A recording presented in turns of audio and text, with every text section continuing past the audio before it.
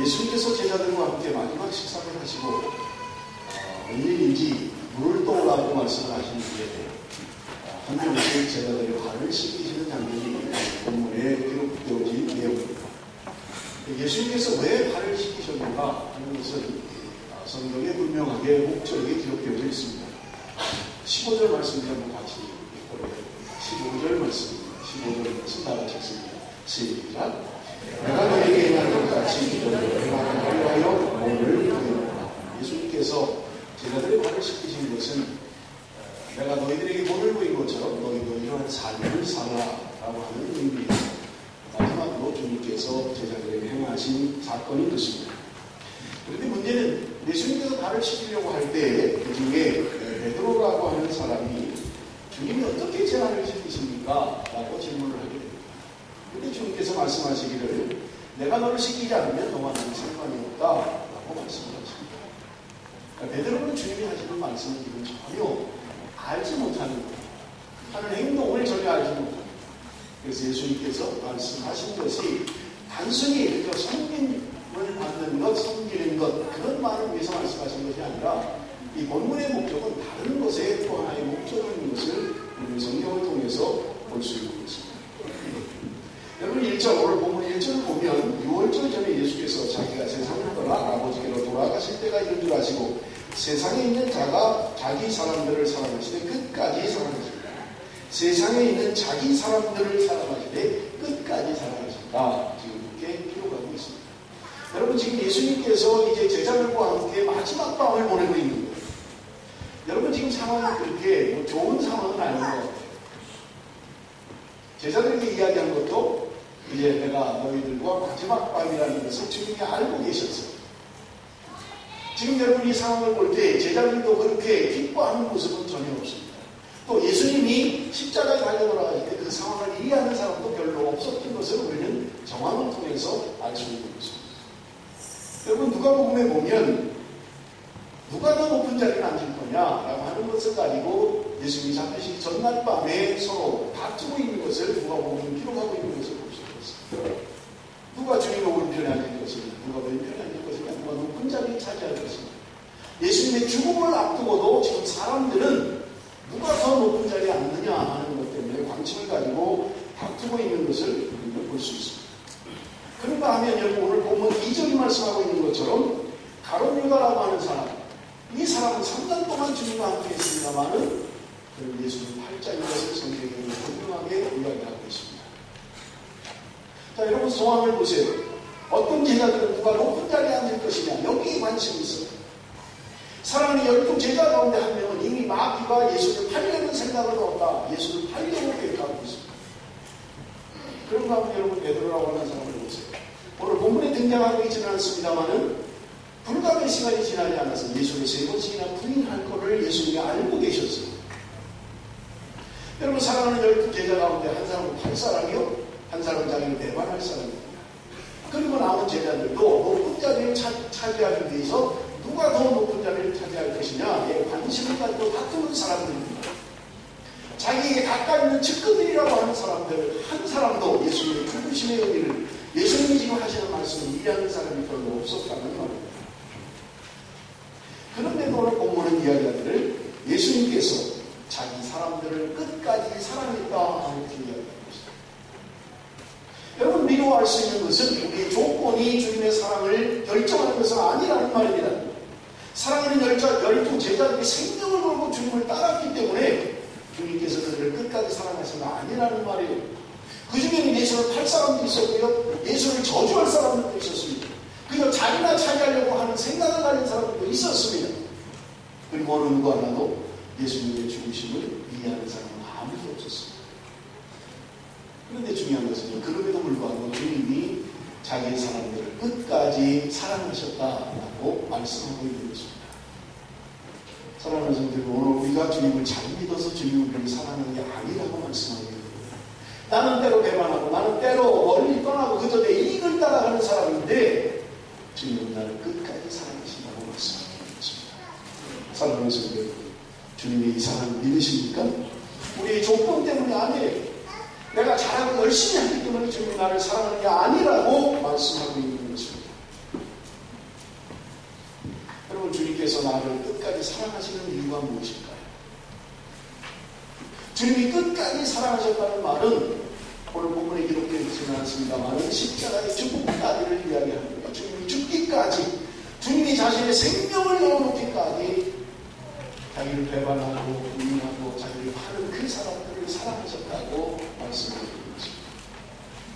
여러분, 주님의 중심의 목적이 무엇인가? 주님은 왜 우리를 사랑하시는 것일까? 라고 할 때 우리는 그저 주일학교를 다닌 사람들은 요한복음 3장 16절을 기록, 하나님의 생각을 이처럼 독생자를 이런 절을 믿는 자가 멸망치 않고 구원을 얻게 하려 하십니다.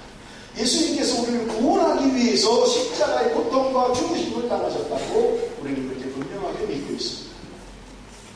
여러분, 그렇다면 주님께서 그저 나 구원하는 것, 그게 목적이어서 주님이 십자가에 달려 돌아가셨을까? 물론 맞습니다. 주님은 나를 구원하기 위하여 십자가의 고통을 감수하셨어요. 그러나 여러분, 성경 다른 곳에서는 주님의 중심의 목적을 분명하게 이야기하고 있습니다. 고린도후서 5장 15절 말씀입니다. 여러분 다 같이 고린도후서 5장 15절 다 같이 시작.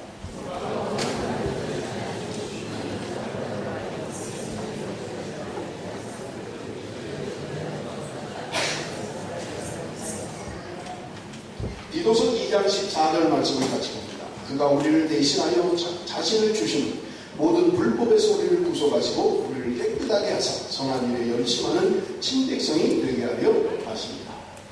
여러분, 고린도후서와 디도서가 이야기하고 있는 것은 무엇입니까? 단지 주님의 죽으심이 나를 구원하기 위하여 주님이 죽으셨다고 말씀하고 있지 않아요.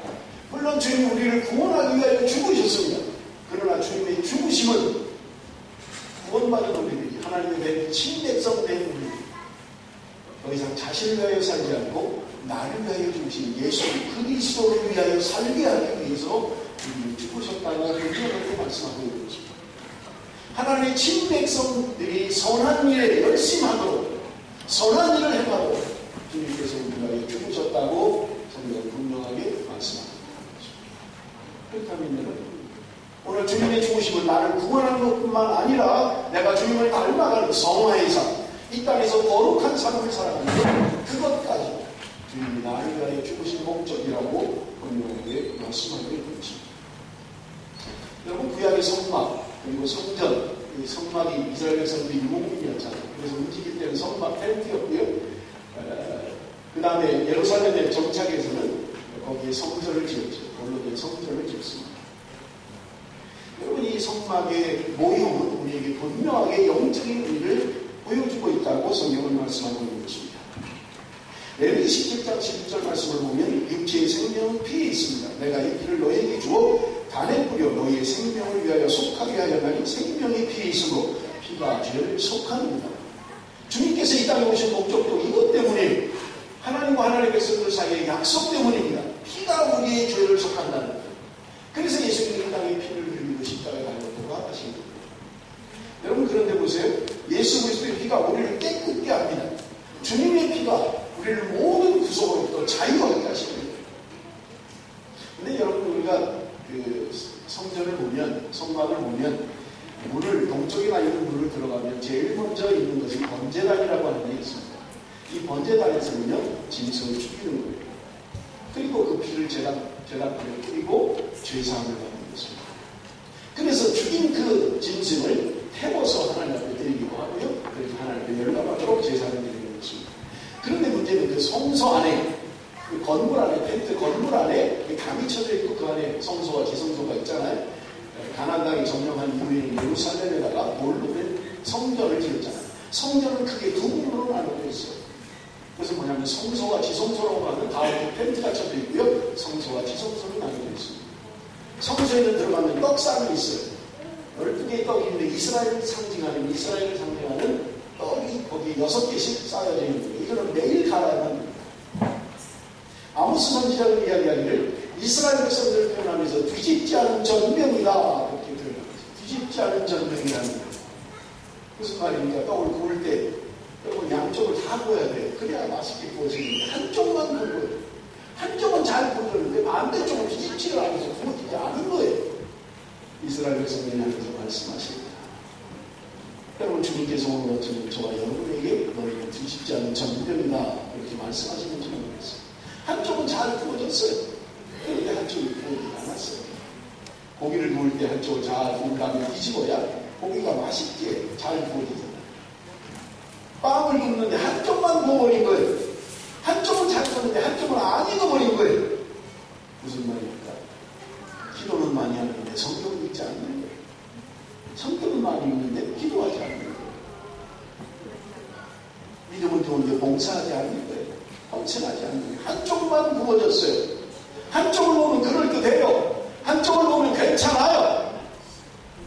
그런데 반대편은 전혀 그렇지 않는 거예요. 균형 없는 신앙생활. 균형이 없어요. 한쪽은 잘 구워졌는데 한쪽은 어쩌면 저와 여러분은 그런 신앙생활을 하는 줄 있습니다. 남들이 볼 때 저는 참 믿음이 좋아 그런데 전혀 헌신하지 않아요. 정말 수고하게 있습니다.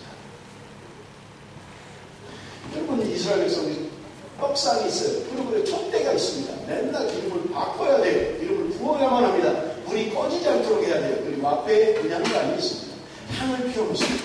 이게 성소에 있는 동목들이에요. 그런데 텐트 안으로 들어가면 지성소가 있습니다.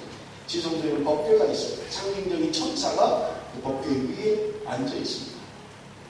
그런데 여러분 제가 지금 설명한 성소 안에 도구 가운데 한 가지가 빠진 게 있습니다. 그게 어디서 뭔지 아시는 분이나요? 지금 제가 설명한 것 가운데 한 가지가 빠졌습니다. 그는 성소에 들어가기 전에 성소 입구에 놓여있는 물두멍이라고 하는 것을 설명하지 않았습니다. 그래서 여러분 성전 안에는 여러 가지 물건이 있는데 제일 먼저 번제단, 짐승을 잡아서 각을 뜨고 피를 흘려서 제단에 뿌려서 죄사함을 받는 번제단이 있습니다. 그리고 성소 입구에 큰 불이 큰 그릇이 있는데 물두멍이라는 그릇이 있어요. 물을 가득 채우는 물두멍이 있습니다. 반드시 성소 안에 들어가는 사람은 손을 씻고 들어가야만 합니다. 여러분 예수 그리스도의 피로 이미 우리를 깨끗하게 됐어요. 예수 그리스도의 피로 구원함을 받았습니다. 그럼에도 불구하고 우리는 성소에 들어가려면 반드시 손을 씻어야만 하는 것입니다. 여러분 지금 성막구절을 자세하게 여러분에게 설명하는 것은 오늘 본문에 대한 이해 때문에 그렇습니다. 예수님께서 말씀하시는 거예요. 너희들이 이미 목욕했으면 다시 목욕할 필요가 없다 말씀하셨죠. 그럼에도 불구하고 씻어야 된다는 거예요. 발을 씻고 손을 씻어야 된다는 거예요. 우리가 신앙생활을 하면서 원죄에 대한 것은 내가 예수 그리스도를 믿을 때 해결되어 버렸어요. 다시는 그 문제에 대해서 기도할 이유가 없어요. 이미 우리는 구원함을 받았습니다. 예수 그리스도의 피로 우리는 구원함을 받은 사람들이. 그러나 여러분 내가 원치 않게 여러분 신앙생활을 하면서 살아가면서 원치 않게 죄를 저지르는 거예요. 이것을 여러분 남자가 씻어야만 하는 것입니다. 주님께서도 내 발을 씻을 목적을 우리에게 분명하게 말씀해 주고 있습니다. 여러분 그런데 이 물두멍 씻으라고 나는 이 물두멍을 이게 뭐냐는 거예요. 여러분 에베소서 5장 25절에서 27절 말씀으로 명령하십니다.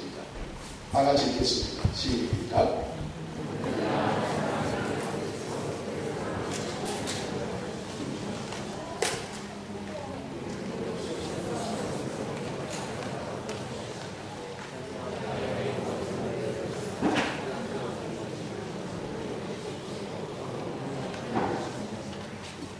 여기 부분에 보면 물로 씻어 말씀으로 깨끗하게 하사 거룩하게 하시고 물로 씻고 말씀으로 깨끗하게 한다. 여러분 우리가 한글 성경을 보면 물로 씻은 다음에 그 다음에 말씀으로 또 깨끗하게 하는 것으로 표현되어 있는 것 같습니다만 영어 성경을 보면 그렇지 않아요. 여러분 NIV 성경을 보면 이 말씀이 말씀을 통해서 물과 함께 씻는다 이렇게 표현되어 있는 것을 우리는 볼 수 있습니다. 다른 말로 하면 물로 씻는다는 말은 말씀으로 씻는다는 것을 의미합니다. 그러면 말씀으로 씻는 것이 무엇입니까? 말씀으로 어떻게 씻습니까? 여러분 이스라엘 백성들이 애굽에서 살 때 그들은 430년 동안 애굽에서 종살이를 했던 것입니다. 그런데 어느 날 모세라고 하는 친구를 통해서 하나님의 약속의 땅으로 가라고 말씀하셨습니다. 그래서 이스라엘 민족들이 출애굽을 해서 우리가 잘 아는 홍해를 건너서 그리고 가나안 땅을 향해서 가는 여정인 것입니다. 그들이 약속의 땅 가나안을 향하여 가라고 했습니다만 그들이 홍해를 건넜을 때 애굽을 떠나서 홍해를 건넜을 때 그들이 만난 것은 광야였던 것입니다. 정확하게 말하면 홍해를 건너서 가나안까지 가는 직선거리는 불과 3거리로 갈 수 있는 거예요. 그런데 우리가 잘 알고 있는 이스라엘 백성은 40년 동안 광야에 살았던 거죠. 하나님의 약속을 믿고 하나님의 약속을 붙잡고 그들은 애굽을 떠났어요. 그런데 정작 그들을 맞이하는 것은 가나안이 아니라 광야였던 것입니다. 문제가 여기서부터 시작해요. 여러분, 우리가 성경의 역사를 보면 출애굽을 하고 출애굽 15장에 찬양이 나오잖아요. 그들이 하나님을 찬양합니다. 하나님께 영광을 돌립니다. 그런데요, 거기서 불과 3일 되지 않아서 마라라고 하는 곳에 도착합니다. 마실 물이 없는 거예요. 물을 만났는데 쓴 물이에요. 그러니까 원망하고 불평하기 시작합니다. 불과 3일밖에 안 지났어요. 불과 3일 전에 하나님을 찬양합니다. 하나님을 높여드립니다. 이 위대하신 하나님, 홍해를 발로 건너게 하시는 하나님을 찬양합니다. 그렇게 노래했어요. 그런데 불과 3일 만에 하나님을 향하여 원망했던 것입니다. 왜요? 마실 물이 없어요. 여러분, 이스라엘 백성들이 애굽을 떠나서 광야에 도착했을 때 그런 문제를 만납니다. 그저 그냥 신장으로, 요새 신장으로라는 말을 안 쓰라고 그랬어요. 그저 아스팔트 대로가 열려져 있으면 얼마나 좋습니까? 홍해를 건너고 그저 편안하게 터벅터벅 걸어가면 약속의 땅 가나안에 도착하면 얼마나 좋습니까? 그런데 약속의 말씀을 믿고 주님을 믿고 나왔는데, 하나님을 믿고 나왔는데, 홍해를 건너는데 그들을 기다리고 있는 것은 척박한 광야였다는 겁니다. 그런 문제가 되는 거예요. 여러분, 우리가 신앙생활하면서 이런 종종 문제를 겪었습니다. 예수를 믿고 세례를 받고 하나님의 자녀가 됐는데, 여러분, 그러고 나면 뭐가 달라지고 자식이 잘 되고 사업이 잘 되고 건강해지고 이러면 참 좋겠는데 어려움을 만나는데 애굽 만나 못하는 거예요. 왜 그렇습니까? 비교할 대상이 없는 거예요. 왜냐하면 가나안이라고 하는 것은 아직 경험해보지 않았어요. 뭐 성령의 인도함을 받아라, 성령의 충만함을 받아라, 뭐 성령으로 산다더라 이야기는 들어봤는데 그게 뭔지를 모르는 거예요. 교회 오면 듣기는 들어요. 믿음으로 결단해야 됩니다. 성령의 인도함을 받아야 됩니다. 듣기는 듣는데 한 번도 경험해보지 않아요. 그냥 듣고만 있는 거예요.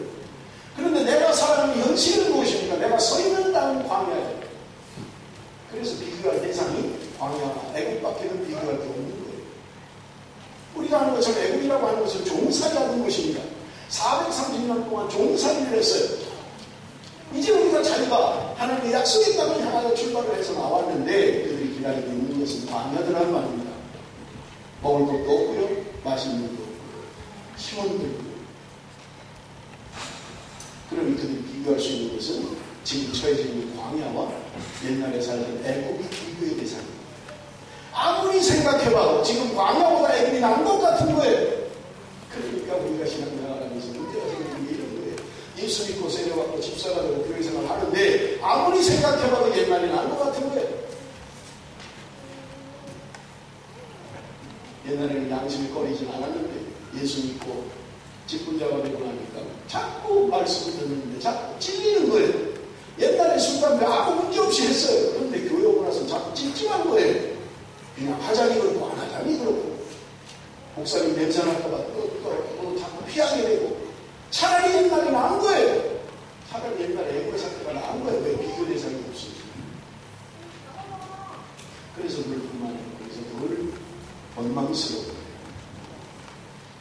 어려워도 말씀을 믿고 가나안을 향해서 가면 가나안의 삶이 무엇인지 알 수 있는데 가나안을 아직 가지 못하는 거예요. 그러니까 비교할 게 없는 거예요. 듣기는 듣는 거예요. 하나님의 인도함을 받아야 된다, 성령 충만해야 된다 알긴 아는데 그게 뭔지, 그것이 그렇게 어떻게 되는 건지, 어떻게 해야 그렇게 될 수 있는 건지 배워보는 것입니다. 여러분, 오늘 본문에 물두멍에 손을 씻어야 돼요. 예수 그리스도의 피로 말미암아 이미 원죄를 해결했습니다마는 그러나 날마다 우리가 짓는 죄를 씻어야만 합니다. 우리의 삶이 변화가 돼야 돼요. 날마다 우리가 주님 앞에 가는 삶이 변화 없이는, 그런 성숙이 없이는 우리 가나안의 삶을 경험할 수 없다는 겁니다. 날마다 만나를 먹습니다마는 여러분 좋은 것도 하루 이틀이죠. 아침에도 스테이크, 점심에도 스테이크, 저녁에도 스테이크, 눈 뜨면 스테이크, 계속 스테이크만 먹는 걸 가지고 해보세요. 지겹잖아요. 제가 일부에 몇 번 말씀을 드렸습니다. 제가 한국 버스에서 한국에 한 5년 정도 있다가 한국에 갈 기회가 있어서 한국 나가야 되는데 성도들이 자꾸 묻는 거예요. 목사님 한국 가면 뭐가 드시고 싶으세요? 저는요 주저함 없이 계곡입니다. 한국하고 개고기부터 먹습니다. 계속 얘기해요. 목사님 한국하고 뭐 드시겠어요? 개고기요. 개고기요. 계속 얘기해요. 이거 한국을 갔는데 만나는 사람마다 묻지 않고 개고기 치고 내려가는 거예요. 이 사람들이 왜 묻지 않고 개고기를 미리 전화가 다 된 거예요. 우리 목사님 개고기 좋아합니다. 우리 목사님 호식탕 좋아합니다. 가는 곳마다 개고기. 부산에 저희 어머니가 살고 있었는데 같은 저희 어머니가 개 한 마리를 사다가 이따만한 가마솥에다가 그걸 푹푹 삶아갖고 아침에도 개고기, 점심에도 고기, 손님 만나도 개고기, 저녁에도 개고기, 일주일 동안 아침 점심 개고기를 계속 먹어요.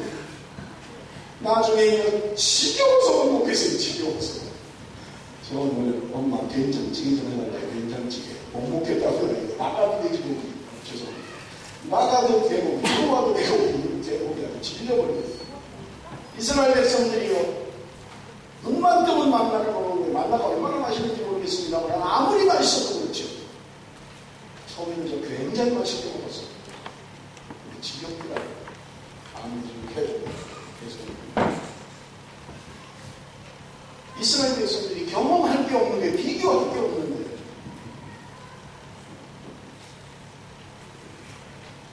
그럼에도 불구하고 우리는 만나로 살아요. 하나님이 주시는 것으로 살아요. 내 힘으로 사는 게 아니라 하나님이 주시는 말씀으로 산다고 성경은 우리에게 분명하게 말씀합니다. 여러분 로마서 12장 1절 2절 말씀. 그러므로 형제들아 내가 하나님의 모든 자비하심으로 너희를 권하노니 너희 몸을 하나님의 기뻐하시는 거룩한 산제사로 드려. 이는 너희의 드릴 영적 예배입니다. 너희는 이 세대를 본받지 말고 오직 마음을 새롭게 함으로 변화를 받아 하나님의 선하시고 기뻐하시고 온전하신 뜻이 무엇인지 분별하도록 하라. 너희는 이 세대를 본받지 말라. 이게 그리스도인의 삶이 되십니다. 오직 마음을 새롭게 해서 변화를 받으라고 말씀합니다. 그래야만 하나님의 선하시고 기뻐하시고 온전하신 뜻이 무엇인지 알 수 있게 된다는 말이에요. 그런데 우리는 애국을 떠나서도 여전히 애국의 습관을 가지고 살아가는데 여전히 우리의 삶의 목표는 애국의 삶의 목표와 동일한 거예요. 결국 경험해보지 않았기 때문에 가난한 삶을 경험해보지 않아서 그렇습니다. 여러분 주님께서 우리 교회에 돌아가시겠습니다. 주님을 닮아가는 삶을 살아가는 것은 주님이 십자가에 달려 돌아가신 것입니다. 유진 피터슨이라고 하는 사람이 부활의 경이라는 책에 이렇게 기록을 했어요. 한번 좀 좋은 글이라 우리 한번 좀 같이 읽어보면 좋겠습니다. 다 같이 읽습니다. 시작.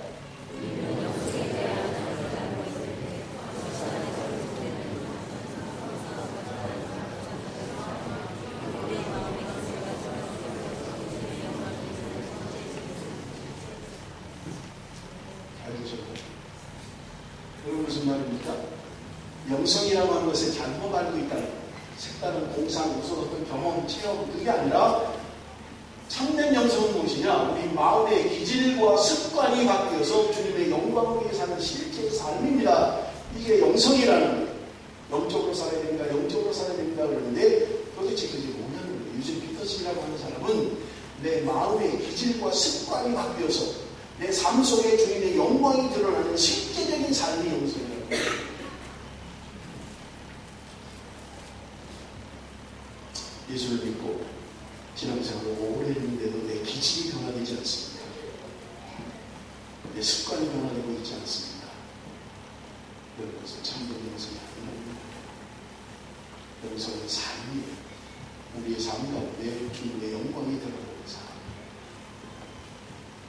우리의 기질이 바뀌고 우리의 습관이 바뀌어서 주님을 닮아가는 거룩한 삶. 그것이 바로 영성이라고 유진 피터슨을 이야기하고 있는 것입니다. 여러분 주님께서는 우리를 끝까지 사랑하신다고 말씀하십니다. 주님을 택하시고 후회하지 않으세요. 버리지 않습니다. 그러면 중요한 것은요. 주님이 나를 끝까지 사랑하시지만 우리에게 요구하는 것들이 있습니다. 내가 구원을 얻는 것에 관한 여러분 우리 조건이 아무것도 필요 없어요. 하나님의 은혜요 선택이었습니다. 그러나 여러분 내가 구원받은 하나님의 백성이라면 여러분 그것을 끝나면 안 됩니다. 우리는 주님을 닮아가는 삶을 살아가야 합니다. 그것이 내 삶 속에서 실제적으로 내 성격이 바뀌고 기질이 바뀌고 내 습관이 바뀌어서 주님께 영광 돌리는 삶을 살아야 된다는 말입니다. 그것이 바로 성화라는 삶입니다. 두렵고 떨림으로 바울은 이야기합니다. 두렵고 떨림으로 구원을 이루라고 이야기하는 거예요. 내가 이미 구원 받았음에도 불구하고 주님을 닮아가는 성화의 구원, 이것도 구원이에요. 그러므로 여러분, 내가 예수 믿고 구원 받은 것 그 끝이 아닙니다. 그 다음 어떻게 살 것이냐 하는 것이 우리의 숙제고, 우리가 주님을 닮아가는 삶을 살아야 하는 것이 성화라는 겁니다. 그런데 이 부분에 있어서 한국 교회가 약한 거예요. 이걸 가르치지 않는 거예요. 수학하고 다르지 않고 예수만 믿으면 끝이라고 하는 거예요. 예수만 믿으면 된다고 이야기하는, 물론 맞습니다. 예수 믿으면 구원 받아요. 그러나 중요한 것은 구원 받은 하나님의 백성들이 그 다음에 어떻게 살 것이냐 하는 게 중요한데, 이 성화 부분에 있어서 가르치지 않는 거예요. 주님과 함께하는 내 기질이 바뀌고 내 삶이 바뀌고 습관이 바뀌어서 내 안에 주님이 살아가는 그 삶을 살도록 말씀하지 않는 거예요. 그래서 많은 사람들이 예수를 믿는데 욕을 먹어요. 한국 교회가 욕을 먹는 이유도 그거예요. 믿는 사람은 수없이 많은데 한국 사람은 바뀌지 않는 거예요. 왜 그렇습니까? 여전히 애국의 삶의 원칙을 가지고 살기 때문에 그래요.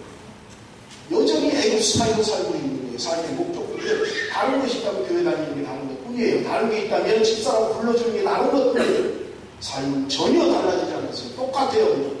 애국의 삶을 사는 목적도, 내 철학도, 내 삶의 스타일도, 내 습관도, 내 기질도, 그저 애국의 삶을 그대로 살아가는 거예요.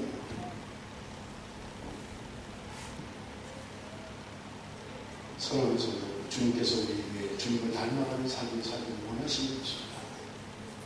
구원받는 것보다 더 중요한 것은 구원받은 이후에 내가 어떻게 주님을 닮아가는 삶을 살 것이라는 게 중요하다는 겁니다. 여러분, 오늘 본문 가운데 중요하게 이야기하는 것이 있는데 그것은 섬김에 대한 것입니다. 주님께서도 내가 너희들에게 섬김의 구원을 보인 것처럼 너희들 이런 삶을 살라고 말씀하셨습니다. 그런데 여러분, 믿음, 전도, 우리 신앙생활에 중요하게 이야기하는 것들은 다 개인적인 것들입니다. 전도 내가 하는 거예요. 믿음생활 내가 하는 거예요. 기도 내가 하고요. 성경 내가 있습니다. 그런데 섬김이라고 하는 것은요, 절대로 혼자 되지 않아요. 상대가 있어야만 하는 거겠습니다. 상대가 있다면 관계가 중요하다는 말이에요. 관계가 없이 섬길 수가 없어요. 그런데 여러분, 내가 섬긴다고 하면서 높은 자리에 앉아서 섬기는 사람이 없어요. 내가 섬기려고 하면 주님이 본을 보인 것처럼 여러분, 우리가 그런 삶을 살려면 반드시 갖춰야 하는 것이 있습니다. 여러분, 예수님께서 제자들의 발을 씻기셨어요. 우리가 아는 것처럼 발을 씻기는 것은 종 중에서도 가장 가급종이 하는 일입니다. 당시 부자들은 종들이 많이 있었어요. 그래서 가장 최근에 들어온 가장 낮은 종에게 씻기는 일이 손님들의 발을 씻기는 거였어요. 예수님께서 스승이 되시는데 그 스승 되신 주님께서 식사를 하시고 제자들의 발을 씻기신 거예요. 그러니 그냥 그들의 습관대로 한다면, 그들의 삶의 원리대로 한다면 절대로 있을 수 없는 일이에요. 스승이 제자의 발을 씻기는 것은 불가능해요. 제자가 스승의 발을 씻겨야 돼요. 그런데 주님께서 제자들의 발을 씻기십니다. 그러니 방송에서 베드로가 이야기하는 게 주님 절대로 내 발을 씻기지. 근데 주님이 하신 말씀이 내가 네 발을 씻기지 않으면 너와 상관이 없다는 말씀이죠. 그러면서 주님이 하신 말씀이 무엇입니까? 내가 선생이 되어서, 내가 주가 되어서 너희들에게 보여준 것처럼 너희들도 이와 같이 살아라. 그것이 무엇입니까? 섬김의 삶입니다. 너희들도 낮아지는 삶을 살라는 겁니다. 너희들도 종의 삶을 살라는 말입니다. 그것이 그리스도인의 삶이라고 말씀하는 것입니다. 여러분, 내가 어떻게 섬김의 삶을 살 수 있습니까? 첫 번째는요, 철저히 낮아짐이 없으면 불가능합니다. 제자들의 발을 씻기 위해서는 무릎을 꿇어야 돼요. 그리고 발을 씻어야 합니다. 낮아지지 않고 뻣뻣이 서가지고는 발을 씻을 수가 없습니다. 야, 발 들어 올려. 발 들어 올려. 내가 네 발 씻어줄게. 발 들어. 그렇게 할 수는 없습니다. 주님이 제자의 무릎 아래 무릎을 꿇어야 돼요. 그리고부터 발을 씻어야 되는 것입니다. 낮아지지 않고 여러분 불가능합니다. 여러분, 내가 주님을 닮아 섬기는 삶을 살기는 것입니다. 철저하게 낮아져야 합니다. 철저하게 낮아져야 합니다. 내가 낮아지지 않으면 내가 섬길 수가 없기 때문에 그렇습니다. 이제 선거철만 되면 쫓아다니면서 시장 바닥이 오고 그저 90%를 하고 악수하고 평안하고 그러려고 하는 쇼맨식이 아니에요. 그래가지고 섬길 수가 없습니다. 내가 누구에게 드러나게 하기 위해서, 내가 누구인가 보이기 위해서는 섬김의 삶을 살 수가 없어요. 왜? 보이잖아요. 하나님의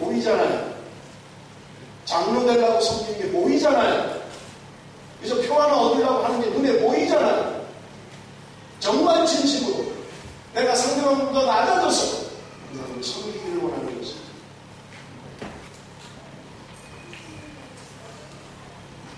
여러분, 두 번째,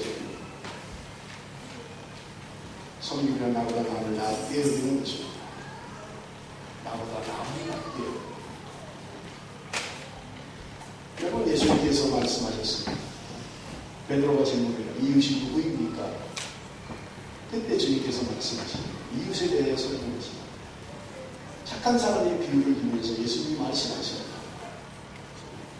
예루살렘에서 여리고로 가다가 강도 맞는 사람이 있었다. 그런데 제사장도 그냥 강도를 만나서 거반 죽게 됐어요.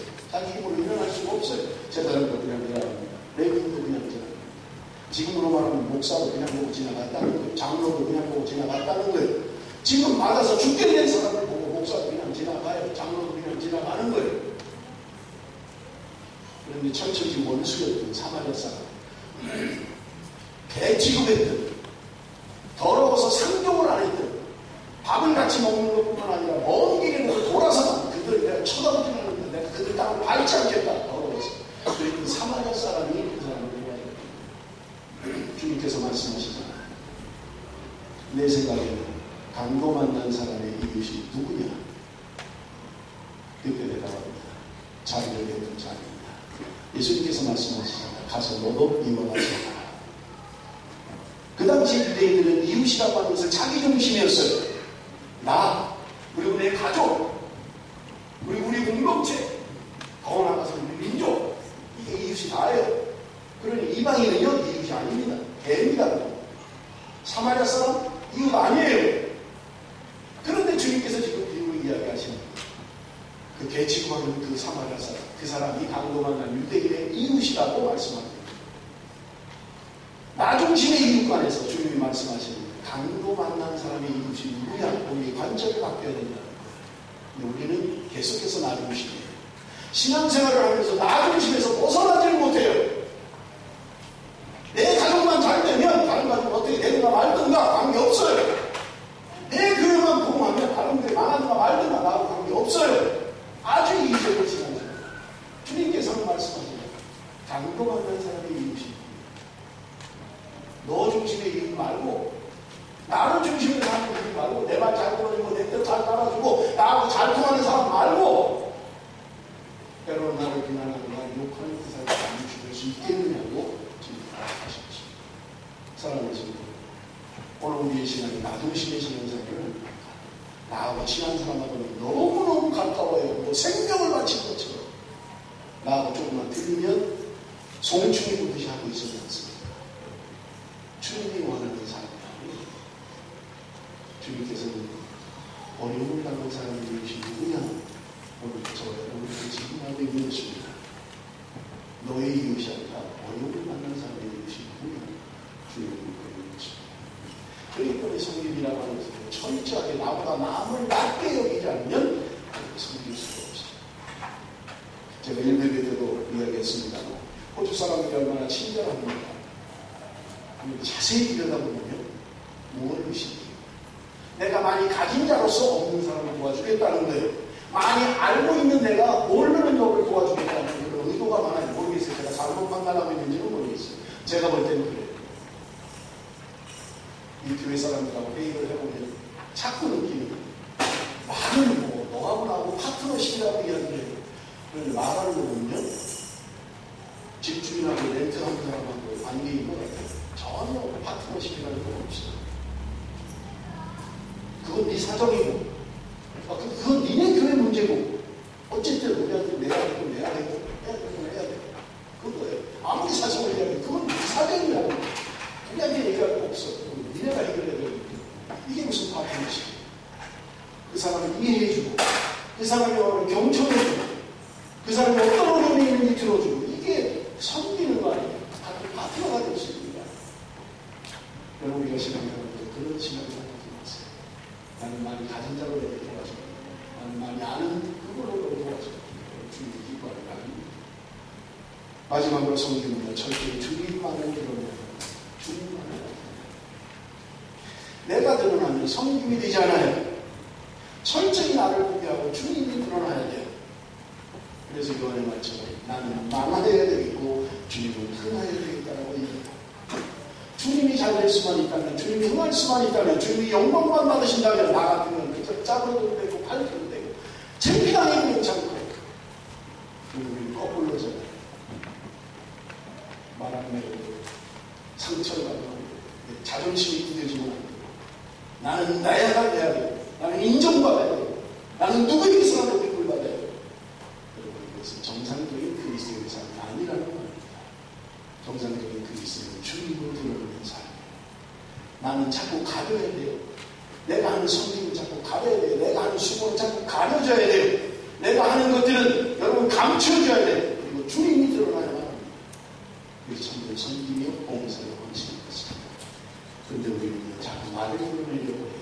나를 안 안아주는 게 섭섭해요. 나를 안 안아주면 기분이 나빠요. 나를 안 안아주면 자존심이 상해요. 여러분 주님만 우리의 삶에 드러날 수는 있다. 나는 말해도 괜찮습니다. 나는 말해도 괜찮습니다.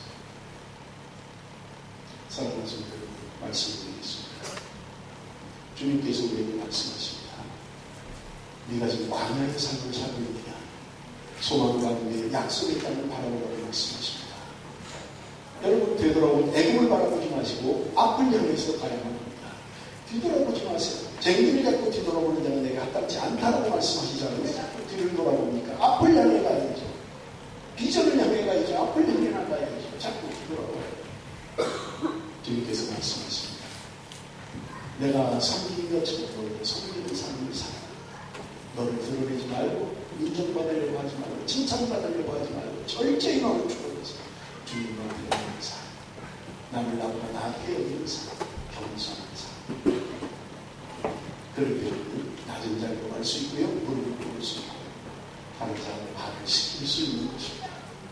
그렇게 주님께서 우리의 삶에 대해서 기뻐하시는 것입니다.